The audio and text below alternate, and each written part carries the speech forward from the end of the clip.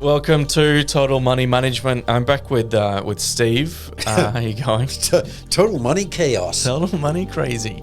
We're having so today's a tariff special. It's obviously timely given the tariffs that Trump and the administration's imposed by the time this is released about a week ago. And the questions, I guess, that is coming from this. So, Steve, we just wanted to cover what they are, the kind of general consensus of why they've come around, the questions that we're getting across socials and that we're seeing are, what the hell do we do now? Where do we invest? What the crap's going on? And then the how really being, how do we go about that? How do we invest in the US? Do we not? Do we invest in Europe? What do the tariffs do long term? Is it going to impact inflation? All those questions will be answered, hopefully. And hopefully there's more questions, and you can come to us anytime and ask those. I'm sure there will be lots of questions. And as always, like, this is developing, right? So this is going to develop over the next... Folks, it's fluid. Yeah. So what we're saying now is obviously not financial advice and will change. So we'll keep everyone updated as much as possible. So keep listening. Yeah. We need the numbers. So we're trying to make it funny, because otherwise it'd be boring as sin. Yes.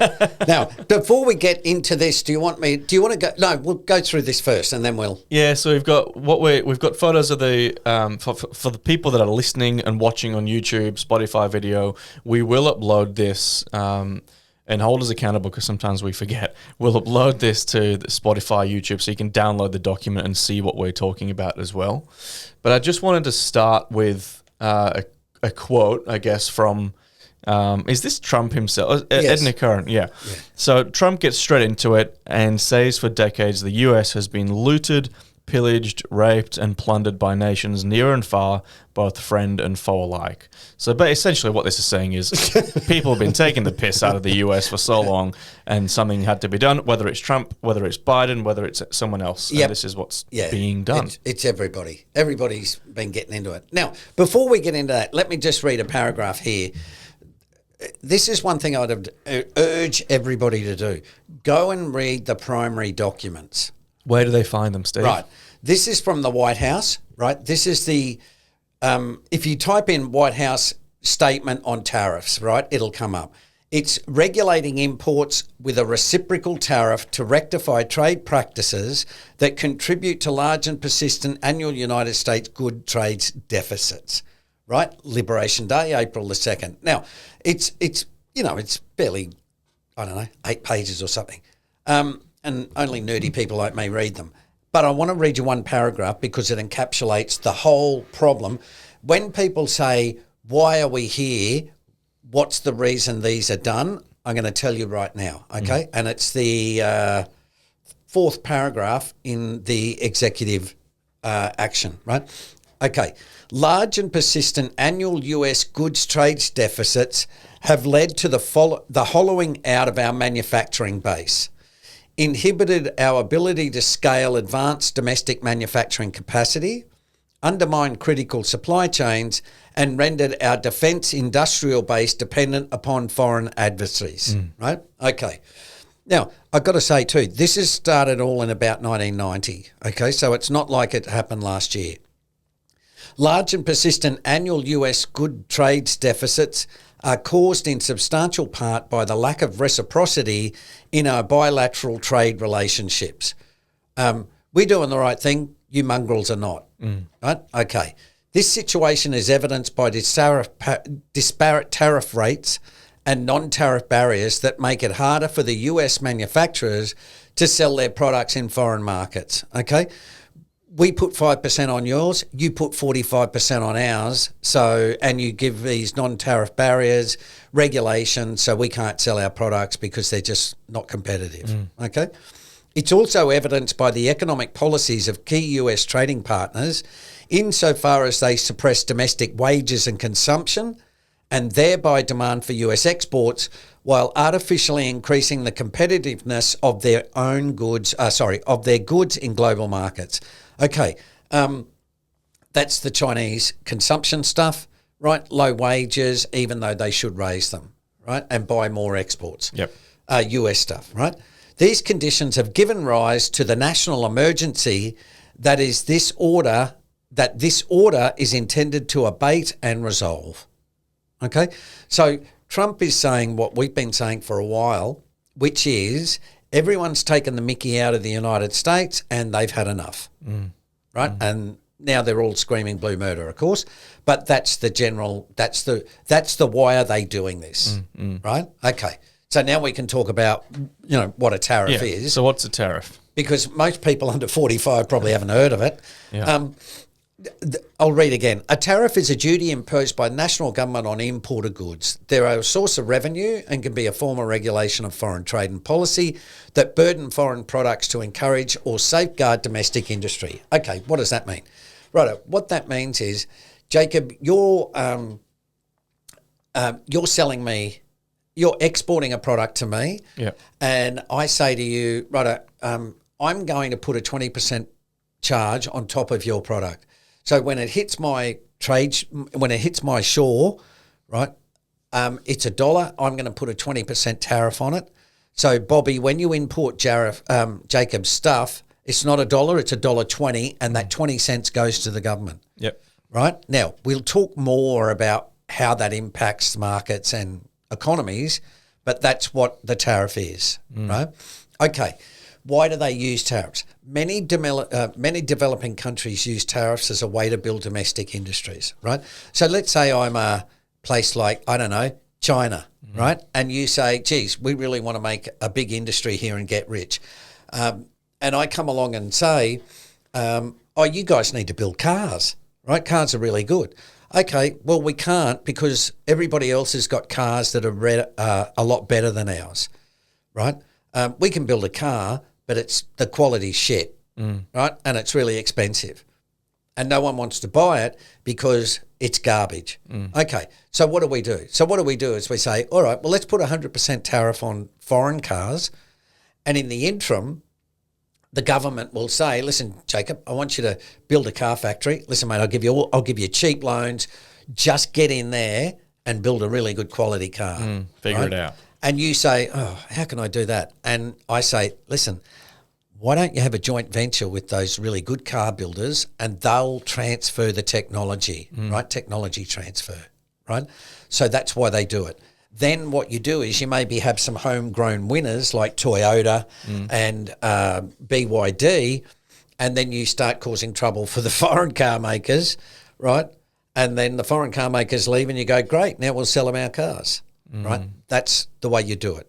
Yeah. Okay, that's what they use it for. They use it to build industry. Yeah. Okay. A foreign country can manipulate their currency to negate the effects of a tariff, right? We'll talk more about that. Currency manipulation is also makes local producers more expensive, right? So a tariff is added to foreign imports to make the local products competitive. So that's what Trump's doing at the moment, right? What he's saying is, Jacob, you're manipulating your currency, right? Keeping it low so you can export into my market. So what I'm going to do is I'm going to put 20% on top of it. My local producer in Alabama says, cool. I was $1.20 and Jacob's $1. Now he's $1.20 and I'm $1.20. So now we got a level playing field. Yeah. Okay. Well, how do you think? I know Trump's obviously said, don't mess with the currencies. But yes, he's obviously put the kind of shot across the bow. But how do you think currencies are going to respond? Yeah. We'll talk about that further on. But just again, with the history, you can see there's Smoot-Hawley. That was in the Great Depression in 1930. Smoot and Hawley were US congressmen. They put together the tariffs that basically tariffed, again, foreign products, okay? And they saw that as a way to continue to build American industry and local demand, right? Didn't people say that caused the Depression? Yeah, they did, but the Depression was underway. It's not as simple as that, but essentially the Depression was caused by a lack of government spending and a boom in private debt, which is exactly what we've had. It's exactly right, exactly like we've had now. That rhymes a bit, doesn't it? Right, that's what I mean. History rhymes, right? Righto. Why is he doing it? Now, first of all, Congress is usually the one that implements tariffs, right? Yeah. So Trump can't just unilaterally go, I'm putting tariffs on, right? Usually Congress says, they're being naughty, we'll determine the tariff level, right? Now, however, the President of the United States, under the International Emergency Economic Powers Act, which was brought in by Jimmy Carter in 1977, allows him to do stuff like this, right? Particularly if it's about national security, right? So, 9/11, Yep. right? They declare it a national emergency. That gives the president powers to go, right, we're going to war and we're going to bomb somebody. To make decisions, yeah. Okay, unilaterally, right, by himself. Now, generally, most presidents would consult, Yeah. right? But Trump's not doing that. But that's, Or he's consulting with the, quote, right people. yeah, the right agree people, with him. right? So here's the important part, really, really important. This is not just about economics, right? Now, remember, Trump said, and rendered our defence industrial, right? Defence industrial base dependent upon foreign adversaries. We'll talk more about that. What Trump is saying here is it's not just about you guys selling cars. It's about our national defence, how we build ships, how we build bombs, how we build planes, right? And we'll get to that in a minute. But the aim is to keep the US as the sole superpower, right, which it's enjoyed since the fall of the communism in 1990, right, because China's rising. So China's now a threat. So US has to find ways to make China subservient to the US goals, okay? So it's all about China, right? Trump is trying to reduce the Chinese stranglehold on many critical industries. These days, a lot of military is about technology, right? Drones, space, all that sort of stuff, right? So, for an example, when you build a jet aeroplane that's basically invisible, you need to have materials that withstand enormous temperatures, right? Because those engines are, put out enormous amounts of heat.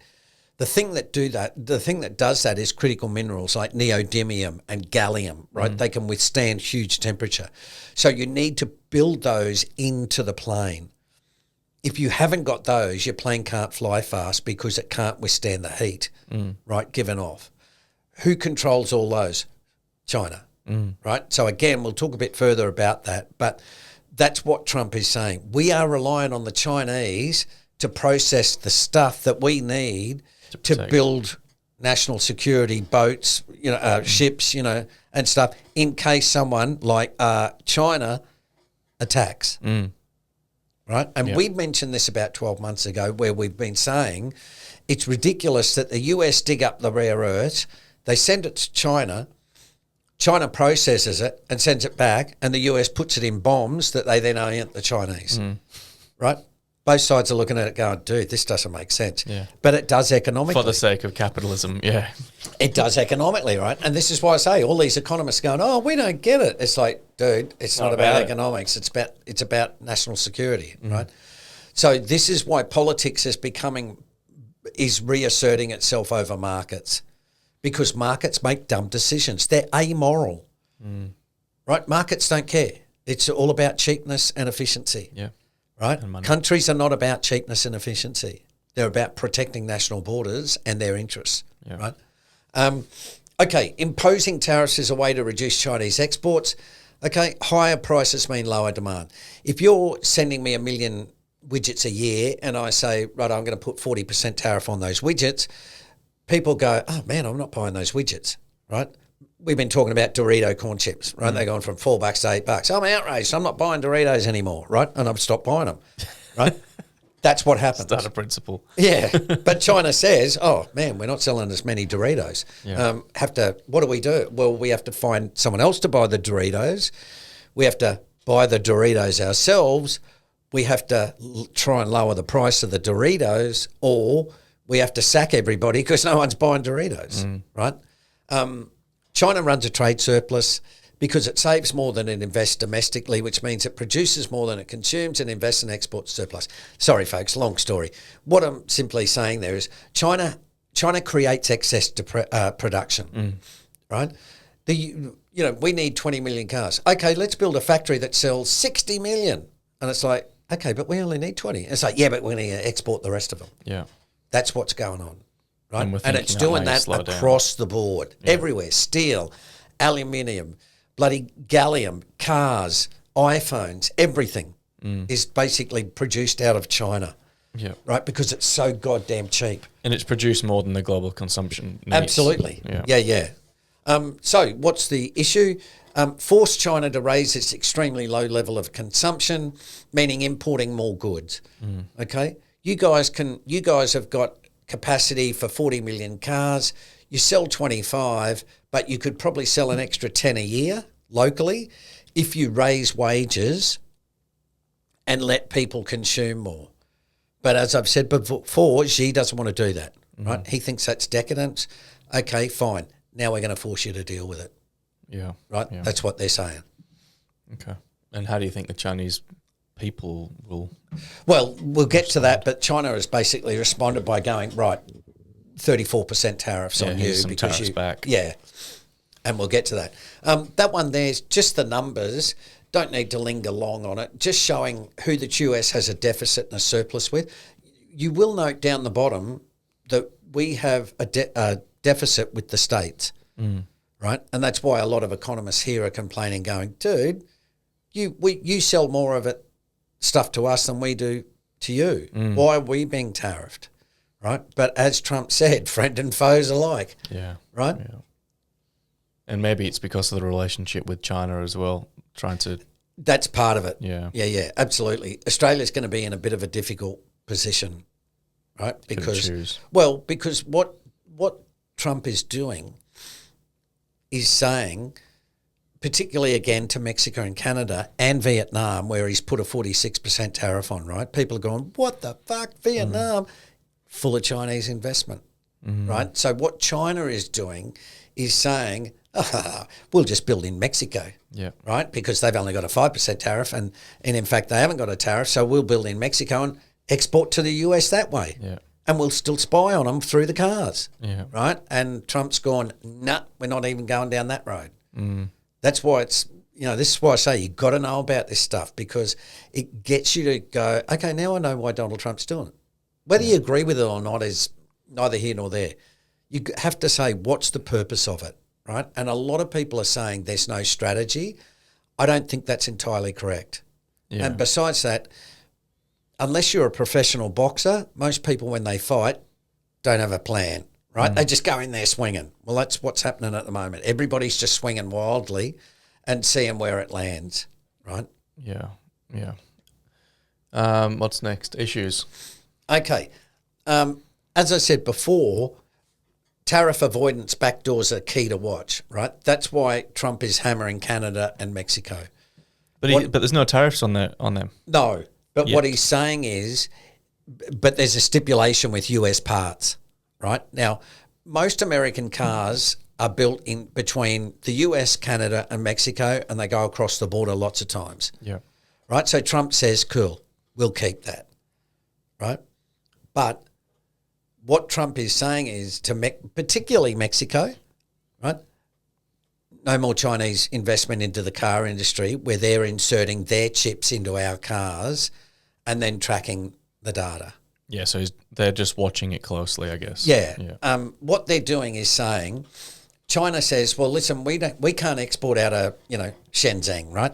And they say, okay, well, that's cool. We'll just export out of Mexico. Right? Cool. Right? That's why Trump is saying everybody has got to work it out and that's why we're saying it's a national security issue, because Trump is saying to Australia, if you want to sell that stuff to China, fine, but we're not coming down there to protect you if the bloody Chinese are sailing down there and causing problems. Right? That's where Australia's going to have to make a decision. Right? Because we can't continue, like Trump is saying, we can't continue to be funding foreign adversaries. If China wants to bomb us, good, they can build their own goddamn bombs and they're not getting any help from us. Yeah. Right? And Trump is saying, listen, Albo, you're selling all this iron ore and stuff to China, which is building the bombs that they're aiming at us. Pick a side. Yeah. Yeah. Right? Now, naturally, like Europe, they're all screaming blue murder and stuff, right? But this is, like I say, this has been coming for a while. Yeah. I mean, it's going to be an interesting 12, 24 months. Well, it's going to be pretty wild. Now, just on that, so what tariffs do is try and redress that trade imbalance, right? Even if Trump succeeds in reducing the deficit with China, they simply cause the US deficit with the rest of the world, along with Chinese surplus, to rise. Yes and no. That argument says, what that is saying is, well, like I said to you, China will say, oh, well, we'll just export to Mexico and they'll export to the US, right? That's what Trump's trying to stop. So that's why I've highlighted, this is why you need to deal with this on a global basis. This is why Trump's strategy is to tariff everybody. Right? What Trump is doing is saying to all of these countries, you're either with us or against us. If you want to be with China, that's fine. You get nothing off us, including military protection. Yeah. Right? That's what he's doing. Yeah. I mean, I guess it doesn't make sense to not tariff Mexico then and Canada if they're just going to do that anyway. It depends. It depends on what the goods are. So if Mexico says, oh, dude, I want to buy T-shirts from China, it's like, okay, fine. Oh, mate, I want to buy advanced lithography machines from China. It's like, no. Right. Okay. So this is where it gets a little bit more specific. And this is why I suspect Trump is saying we're up for negotiation, right? Because he will say, that's okay, that's not. Yeah. Right? That's okay, that's not. Right, and it gets, this is why it gets confusing and uncertain for a lot of countries and companies because they're going, well, are we in advanced manufacturing? I don't know, mate. Someone ring the White House and find out. It's like, oh, well, hang on, it says it in the document. Oh, well, does that mean we tariffed? And it's like, well, I don't know. Ring the customs agents. He said they're not sure. They got to talk to the White House. Hang on, Trump's made a statement. Oh no, we're not sure. Jesus Christ, no one knows what's going on, right? And I'm not kidding. This is what. And everyone's just going too hard basket. Yeah, well, everyone's just going, what the bloody hell's going on? Yeah, right. Yeah. That's why markets are selling off partly with the uncertainty of saying, what's going to happen? We don't know. Go to cash. Yeah, cash. Right? We'll wait. We've had a 15-year bull market, right? Cool. Take all the profits. And other countries selling out as well. Yep. Because to reinvest in their own bloody country. Their own country. So the argument is that US will still have trade deficits because of the higher dollar. And we'll talk a bit more about that because currencies are really complicating it, right? But generally what the argument is it doesn't matter what happens because the US will still run a trade deficit. So therefore, this doesn't make any sense. I don't agree with that position. I think it makes sense in the long run. And as I said, if you look at it through a national security lens, what Trump is trying to say is, look, if you want to buy Chinese T-shirts, good for you, right? But you're not buying any advanced stuff, right? And the Huawei stuff, right? The communication stuff, right? TikTok. Right, because the Chinese are downloading all that data, right, and using it. So what Trump is doing is saying, right, we're going to cut that off, and that's what he started that in 2016. Biden continued it in 2020. Yeah. Right, and now Trump is back for a second shot, and he's a lot more annoyed because he realised the first time around he was a bit too softer. Yeah. Right. Okay, market impacts. Righto, uncertainty and confusion, right, as we just explained. Large structural changes in global trade patterns and relationships, disruption, reorganisation of supply chains. That's going to be huge. It's already underway, but this just catalyses it unbelievably. Okay, potential increases in manufacturing. Boys come back home and build it here. Somewhat dependent on currency offsets and reciprocal tariffs. We'll talk about that next. Potential lower economic growth from higher prices, right? You've got $300 a week. That's all you got. If everything's more expensive, that means there's less growth. Yeah. Okay. The government also gets more money from tax revenue. Yeah. Right. And so the more tax you take out of the economy, the less demand there is. Right. may be offset by other domestic policies. Okay, part of what Trump is saying is, yeah, we realise that things will be more expensive, but we're going to make them cheaper by giving you tax cuts, right, and cheaper energy, right. So I say to you, Jacob, you say to me, Steve, the T-shirt's $5, now it's $6, right, because of the tariffs. And I go, oh man. But you then say, oh, okay, hang on, my electricity's fallen from $1 to 80 cents. Oh, cool, 20% saving. I'll hand that on to Steve. Yeah. Okay, Steve, look, the T-shirt's going to be $5.60. Okay. And then you say, actually, Trump's lowered my taxes. Steve, the T-shirt's going to be $5.10. And I go, oh, okay, well, that's 10 cents. Yeah. And then I say, okay, well, I'll charge Bob $5.15 for the T-shirt. Yeah, yeah. That's the general idea. Do you think the US are more poising to turn into an export economy, similar to China like 30 years ago? Well, bring everything back, they're reinvesting to export back to the rest of the world? Yes and no. You see, the American economy is really self-sufficient in a lot of ways, or it can be, right? It's resource rich, it's clever, it's got lots of capital. People love going to America, right, because you can make it. So it's not, Americans have never been that global, right? They've been dragged into the First World War, right? They got dragged into the second one, right, when the Japanese attacked Pearl Harbor, but they've always been reticent to be, what country has the World Series of baseball when you're one country, right? You look at that and go, dude, you're not the world, but they are to Americans.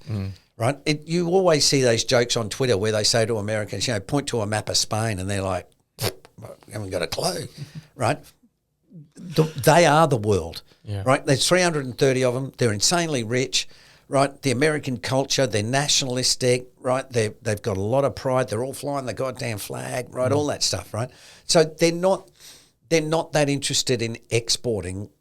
They're just interested in building their own economy, right? And that's where it's been declining for 30 years. Yeah, yeah. Right? And that's why you've got Trump, because I think I mentioned in the newsletter, the February newsletter, I remember when we deregulated, right? The opposite of what we got going on now, right? I remember. And it was the one lasting impact was guys now my age, right, 60, who were middle managers, nice house in the suburbs, wife and 3 kids, and it was all rolling along, and they go to watch the footy on the weekend, and the little missus would look after the kids, and it was all harmony, right? And then along comes globalisation, and next minute I'm working at McDonald's taking orders from a 19-year-old manager above me. Right, when the world is run on seniority, where I've been the boss for the last 30 years because I've worked my way up the chain, right? That's an enormous change. And all of those men, mainly men, were really angry because they lost their authority, increased feminism, right? Women started telling blokes what to do, what the hell's going on here, right? All of this sort of stuff. Right? Stuff today, people go, oh, really? Was it like that? It's like, absolutely. Men had the last word. Yeah. They had the only word, right? We didn't even bother asking women what they thought, right? Not saying that Steve agrees with that. No. But, that's what I'm saying. That's what it was like, right? Yeah. My dad, he made all the decisions. Mum just looked after the kids. Yeah. Money problem, see dad. Emotional problem, talk to your mother, son. Yeah, yeah. Right? That's the way it worked. And when they lost their jobs and started having to resort to taking jobs at McDonald's wearing funny hats and uniforms like bloody Ronald McDonald, it was a huge smash in dignity for a lot of men, right? And all the factory workers, right? They were all out of work. Right, they were all unemployed, and where did they see it? They saw the people.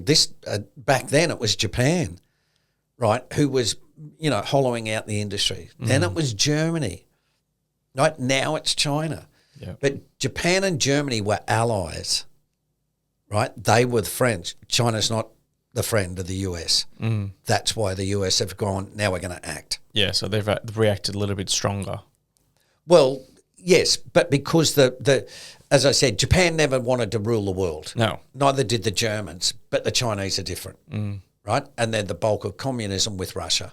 Yeah. So we're now back to capitalism versus communism again, Okay. right? And that's why I say you've got to pay attention to cycles, because you read history, you go, yep, we just Seen this before. We've reached the bottom of a cycle. So what about the imposition of tariff, like the distortions in asset classes from the expectations of investors? So Okay. let's talk about that. This gets a bit heavy. This is where it's also very murky, because it depends on the company and what their position is, right? So if you sell me a product, and I'm busily trying to think of one, you sell me ASML, right? A Dutch company that sells the lithography machines, that makes the semiconductors that are at the cutting edge, which America is saying don't sell them to China. Yeah. Okay, so ASML says, man, they've just hit us with a 40% tariff. Who gives a shit? Right, now why do they say that? They say that because they say, nobody makes the machines we make. Yeah, it doesn't matter. You could put 1,000% tariff on. Yep, and people are still going to buy our machines because we're the smartest boys on the block. Yeah. Okay, Coca-Cola, right? Oh, we've got to put our price up 20 cents. Oh, that means people will buy less Coke. No, they won't. They love Coke. They're not going anywhere. They're buying Coke. They're not going to go and, I'm going to buy Mexican Coke, right? No. Right? So those companies go, cool, no worries, because they've got a durable competitive advantage, right? So they can say, sure, hand the price on. Okay. You make T-shirts in Bangladesh. The US puts a 40% tariff on you, right? And Bangladesh goes, oh, this is terrible. Why? Because Vietnam can make T-shirts. India can make T-shirts. China can make T-shirts. Africa can make T-shirts. And so now we've got to work out how we can continue to sell more T-shirts, i.e. they haven't got a competitive advantage, right? People can go, you know what? Bugger, I'm not buying any more T-shirts. So the people at the pinnacle of their industry, so to speak, will feel it less. Well, no, pinnacle, it may be the right word. If you've got a comparative advantage, you'll probably be okay because you're not going to suffer from increased competition. Yeah. Right? This is what we talk about with the durable competitive advantage in the Well 3 program. Yeah. Right? This is Buffett territory, right? Buy the companies that have got a lock on, because they can raise prices without losing market share or lowering demand, right? Cigarettes, booze, Coca-Cola, stuff like that, right? They're the things where people say, I don't care if smokes are $45 million a packet, I'm buying a packet of smokes, right? Because they've got an addiction to them. Yeah. That's why governments always put up tobacco taxes, petrol taxes, and beer, right, or alcohol, because no one says, you know what, I'm going to cut back on my drinking. No, they don't. They just cop it and whinge about it, right? Right, like I do. Yeah. Lint chocolates are $8. Bugger that. Give me a lint chocolate too, buddy. Yeah. Okay. Now, another step down, product substitution. Okay, so I can say, all right, ASML, no substitutes, I'm going to have to cop it, right? And I'll put the price on to the end user. So the iPhone might go up by $15 or $100 because the parts of it are now more expensive. Okay, you say, all right, I'm just going to hold on to my iPhone, right? Okay, lower demand for Apple, less profit. Warren Buffett sells more of Apple, right, because the profit margins are falling. Okay. Second step, I say, God, man, these bloody petrol prices are killing me. All right, I'm going to buy an e-bike, an e-scooter, right? Product substitution. Businesses say, man, this oil is terrible. Okay, let's buy natural gas, right? So again, it will stimulate innovation by saying, this is expensive, now I'll have What's to change. the alternative? Right? Yeah. So we may get a huge productivity increase. It depends. Again, it depends. Yeah. The other one is, what else have we got? Product. Now, this is one where it doesn't sort of make sense. The US imports all the coffee beans. It doesn't grow coffee beans. Okay, so coffee becomes more expensive because of the tariff, right? Because the US hasn't got a local industry, so the coffee bean importers say, "I'll just put the price up," right? Customers say, "Oh, well, stuff this. I'm going to start buying English breakfast tea." Right? Or, I'll instead of 5 coffees, I'll have 2. Yeah. Right? I mean, I don't know about you. I paid $5.50 yesterday for a goddamn small flat white. Yeah. I nearly fell off my bloody chair. The other day I paid $6. Well, that's similar to the cigarettes thing, though. Like, we're noticing prices going up. I'm not decreasing consumption. People might be, but it's an addiction. Yeah. That's what I mean. Love a coffee. I'm whinging about coffee, but I'm still drinking it. Yeah. So, but that's an example. It really depends, Jacob, at a company level on what the industry dynamics are. Can they afford to reduce their profit margins? Is a big question. Do my cost basis has gone up 20%. Okay. Do I say I'm going to cop it, and instead of making $1 a t-shirt, now I'm going to make 80 cents? Do I say, all right, well, I'm just going to put the price of the t-shirt up and absorb the tariff? Yeah. Right? Or that reduces demand and decreases sales. You got to run the gauntlet. Yep. Or like Coca-Cola, do you say, this is fantastic, I'm going to charge an extra 25 cents a cup? Right? And we're just going to run with it and see what happens. Yeah. So it really gets down to the country dynamics. Yeah. Okay. Now, this is a little bit confusing. I don't want to blow people's brains out with it, but the couple of things I wanted to highlight. One of the responses is, you're China, I'm America, right? Jacob, you're going to got a 70% tariff. So you say, okay, I'm going to cut my exchange rate by 70%. Yeah. Completely neutralised, right? Now, if you do that, nothing changes. Right, because I import a 50-cent T-shirt from you and you go, Steve, I've just cut my currency 70%, T-shirt's still 50 cents. Yeah. Right? Okay, so that's not inflationary. I don't need to raise the price of the T-shirt, right? Okay. But not every country can do that. No, that's right. So if there's no currency offset, if you say to me, no, Steve, I'm not cutting my tariff, my currency, I say, okay, well, I've got to raise the price of my T-shirt. Yeah. Right? Okay. Incidents. This is an interesting one. One of the Trump arguments is the foreign country pays the tariff. Right? Now, everyone's gone, that's bullshit. Steve's paying at the border an extra 20%. Okay. Steve is, but let's take it at a national level. What Trump is arguing is this. You send me the T-shirt that's $1, right? Yep. Okay. So I put a 20% tariff on you and you go, okay, I'm going to offset it. Now, what happens there? Okay, so your currency now falls. Yeah.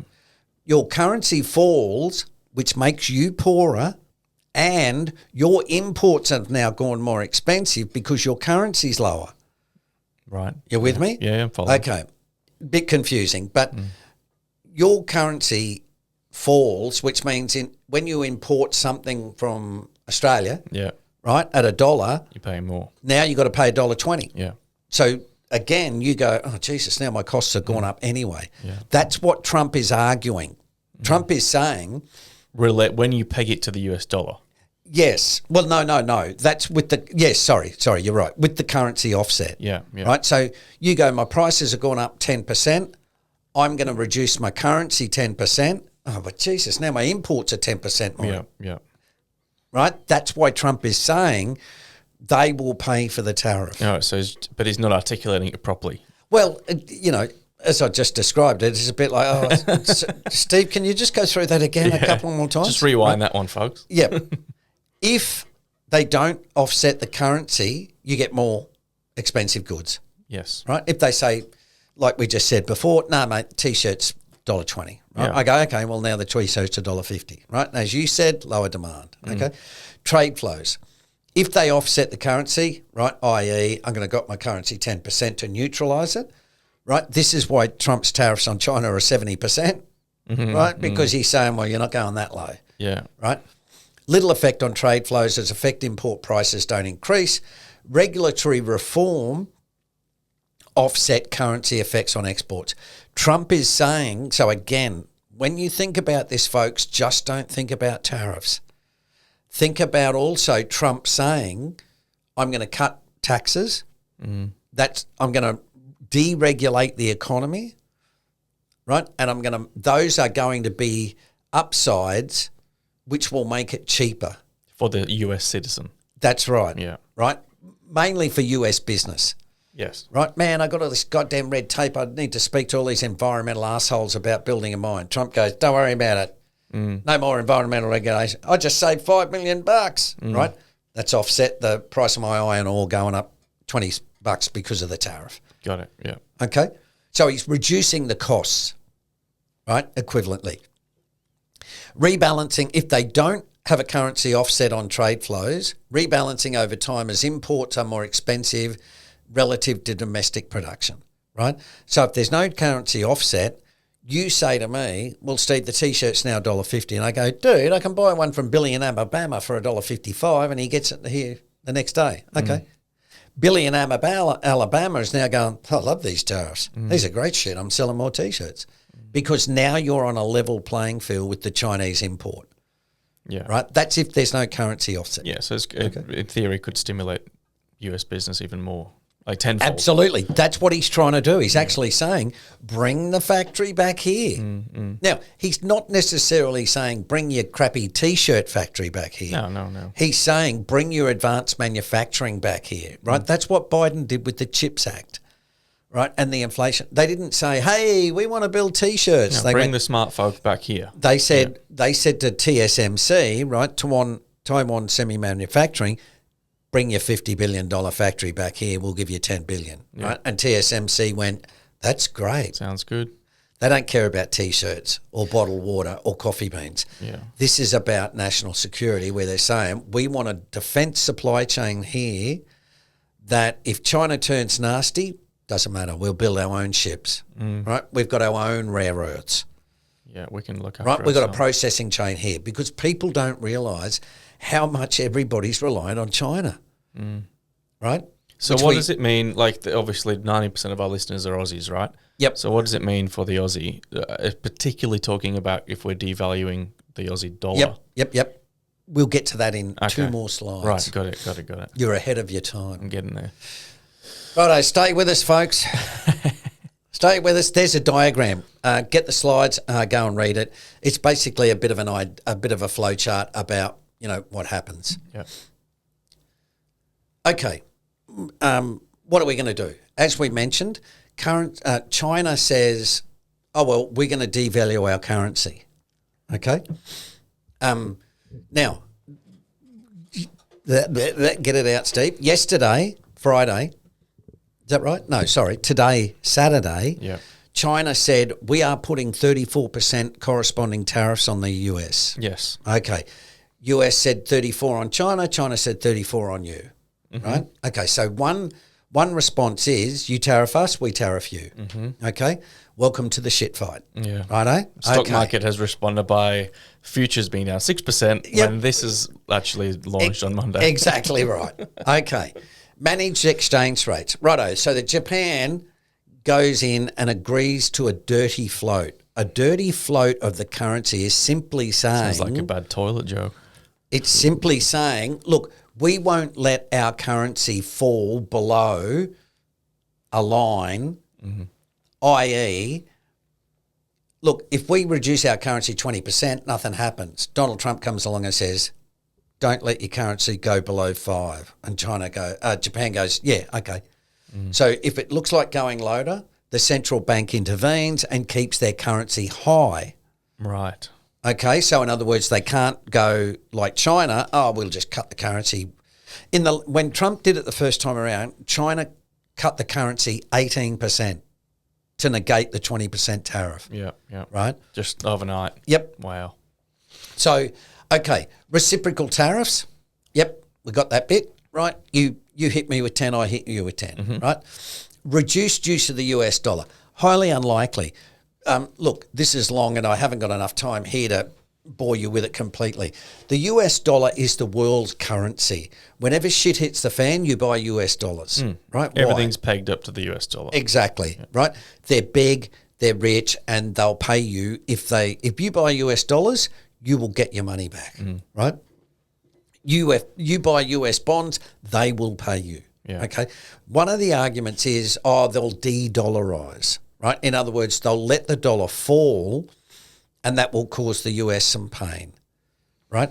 Probably unlikely to happen. They're the most liquid country. Yes, they're just too big, mate. Yeah. They're just too big. Where else are you going to go? Yeah, Europe's miles off. Yes. Being there. Well, nobody wants to be the world currency, Jacob. The US is the lender and buyer of last resort. And that's why I say these other countries are going to have to bloody well step up, right? It's their own fault that they've done this, right? It's like me punching you in the face all the time. You punch me and I go, Jacob, what the hell, right? That's honestly, that's what it's like. Yeah. And I say to you, well, I told you, stop punching me in the face, right? Well, and I'm, you're supposedly outraged about, or I'm outraged if you punch me back. Yeah. It's ridiculous. Yeah. Right? So you can do nothing and accept the tariffs, right? A little bit like Australia, right? But what we're doing, what Albo's doing is we're appealing to the WTO, He's right? been a good boy. Yeah. So what we're going to do is we're going to play by the rules, and we're going to go to the World Trade Organization, and we're going to say, listen, this is not fair, and it's not in the agreement, right? And in 2085, they'll come back with a decision. They'll go, you know what? You guys were right in 2025. And we go, who fucking cares? It was 60 years ago, right? Well, yeah. I.e., that's Who do you think funds? We're not doing. We're not funds doing the WTO. Yeah, well, besides that, no one listens to them anymore, right? That's why I think we said in the last the podcast coming up, the arguments and disagreements with China about the illegal subsidies has gone through the roof, and the Chinese just like, yeah, whatever, right? Because they know it'll take ages. Okay, agree to US demands, right? This is where Australia's got a bit of a problem, right? Because the US will say to us, stop feeding China, right? And otherwise, we'll be moving Darwin bases. We won't be doing AUKUS. We won't be selling you military protection.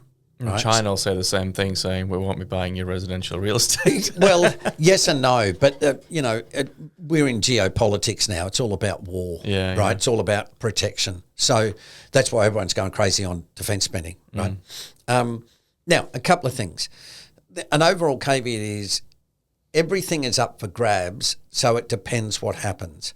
But my main point is none of these markets are in there deciding it. This is politics. Right, this is national governments against each other. So watch the politics, right? And politics is about power, right? It's not about, hey, I'm paying another $1 for my T-shirt. It's like, shut up, we're building bombs here, right? And it's like, okay. So you're going to see a lot more of that, right? The biggest problem is for the exporters, right? That's why everyone's screaming about their exports, right? Japan, China, Europe especially. Right, and the Southeast Asian countries, right, with the big tariffs, right, because they've got excess capacity, right? So they're the ones that are in trouble because they say, well, we can build 50 million cars and we've got 10 million workers there, and now we've got to get rid of 5 million workers because the US won't take X, Y, Z. Shit, look at all this unemployment. And we're now, stuck with all these excess That's goods. right. Now what do we do, right? And think of it like this. In China, they go, some people are getting really pissed off about this. Social unrest is the last thing a communist government wants, right? That's why they suppress it, right? So that's where it's a bit like, we've got to give these people jobs or something, right? We've got to get some way to reorient our economy. Trump said, right, raise your consumption, right? Last one, trade-off, agree to tariffs to become part of the US security umbrella. Right, Japan and Australia, right? We go to Donald and we say, listen, dude, okay, we'll cop the tariffs, but we want military cooperation, right? And Trump says, yep, okay, all right. Here's the deal. You buy our bonds and that will help fund us the military spending to protect you. Right. What you talked about before when you said, so we go to BHP, just for example, right? And we say to BHP, listen, dude, can you stump up $100 million to buy those US bonds? And BHP go, mate, they're only paying 3%. It's like, yeah, we know, but can you just give them the money? Right? Because the Americans can then fund the military hardware that they send over to Australia to protect us from adversaries. Yeah. That might be, sailing down around the bottom of the country. Yeah. Right? Okay. That's why I say this is all politics. Yeah, yeah. It seems like we'll have a variation of most of them until we find like a settling point. That's why it's going to be really, really fluid, and you just need to have a plan and stick with it, right? So the wash up, okay. Tie it up. Buffett says that tariffs are an act of war. Okay, this is the shot across the bow. Yeah. Right, this is the start. We are no way near the finish, and it will probably take 3 to 5 years, right, until we get what's going on, until everybody tries to work out Donald Trump, until we trust the US again, all of that sort of stuff, right? Remember the old political saying I said a while ago, never waste a crisis. It's a crisis. Oh, they're not wasting it. Right? So now's the opportunity to say, right, I couldn't do that to you before. Now I can because it's a crisis. Yeah. Right? And nobody will argue. Right? That's why national security is great. Nobody ever says, man, we don't need any guns other than the greenies. We need to protect ourselves. Exactly right. Why are we spending all this money? Dude, we need to protect the nation. And it's like, oh, cool. Okay, yeah, groovy. I agree with that. Right? Nobody ever says, why are we spending all this money? It's terrible. And it's like, shut up. We're being protected. That's what's going on, right? Like I said to you about before, when you have a crisis, people love leadership. Yeah, yeah.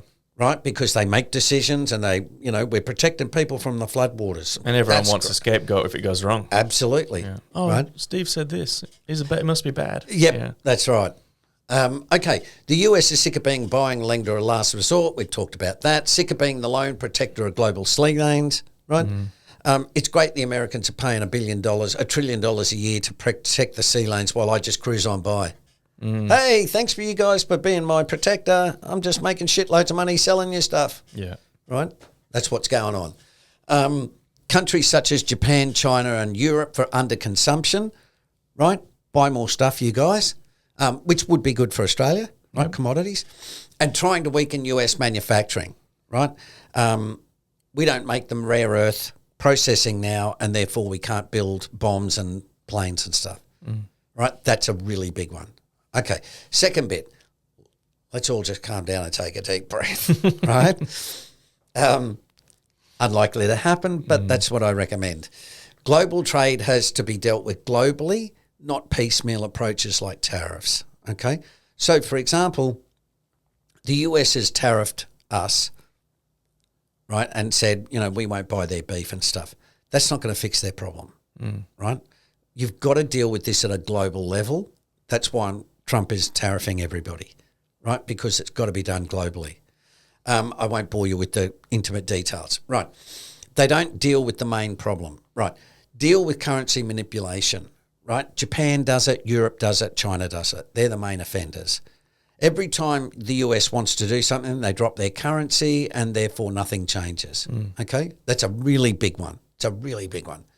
The US dollar's role in the global economy and the underconsumption of China, Japan and Europe. Okay, again, when you have a low currency, imports are expensive and therefore you don't buy a lot, but you sell a lot. And that's what China, Japan and Europe are doing.